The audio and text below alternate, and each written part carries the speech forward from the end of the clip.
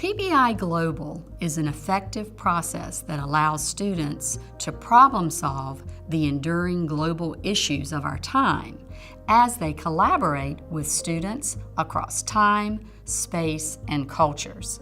Students are engaged in a dynamic process as they are learning and constructing new information and representing it in visually compelling ways. The process has 5 phases. First, students ask a compelling question.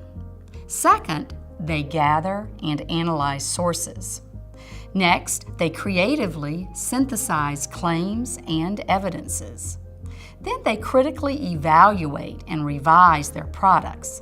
And finally, they share, publish, and act. In addition to these 5 phases, our process has 6 design features that we encourage you to consider as you implement PBI Global. We know teachers have many demands on their time, so we like to think about the design features on a continuum of complexity. Use the features to design a PBI Global that fits the needs of your classroom. Feature 1, Curriculum Alignment. As a classroom teacher, when beginning to plan for PBI Global, it is essential to identify a global issue that connects to your curriculum. PBI Global should not be an add-on. Rather, it should serve as an integrated part of your curriculum-based instruction. For example, when my students were learning about human identity, we focused our PBI Global around the theme of humanitarianism, making a world of difference.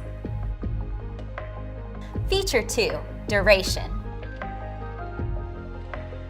You also need to determine the time frame within which your PBI Global will take place. With my students, I have conducted PBIs that have lasted from 3 to 6 weeks based on the constraints of my instructional plans and the complexity of the project. But you could design a PBI Global that is shorter or much longer. Feature 3, Student Autonomy. PBI Global really puts the onus to learn on the students. Since we complete this project collaboratively, students can lead portions of the project that they are passionate about. When I participated in PBI Global as a middle school student, teacher guidance during the process was much more intensive than as a high school student. Even at the high school level, some students needed more teacher support than others. Feature 4, the nature of collaboration. The PBI Global process affords teachers and students a lot of flexibility when it comes to collaboration. Instructional and communication technologies allow students to connect within classrooms, across schools, and across the world. Feature 5, Student Products.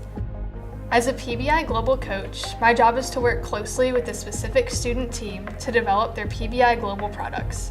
The annotated bibliography, claim sheet, and digital product, such as a video or infographic.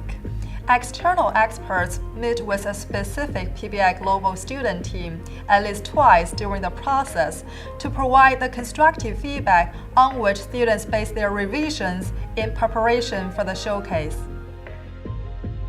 Feature 6, Instructional Supports. PBI Global coaches and external experts like Mackenzie and Jennifer are just 2 examples of the instructional supports embedded in the PBI Global process. Specific scaffolds during PBI can be placed into 3 categories: pedagogical, technological, and evaluative. In addition to the support from coaches and external experts, students utilize graphic organizers, rubrics, peer feedback, and tech tools, such as Quip and Google Docs, to organize and guide their learning during PBI Global. So, how can you get started with PBI Global? Here are a few suggestions. The most important elements are passion and enthusiasm as you launch a new adventure with your students. Check out the UN Global Issues Overview page at www.un.org. Choosing a common reading for your students is a great way to provide a foundational and shared learning experience to get them motivated. And finally, jump into the process and let the magic begin.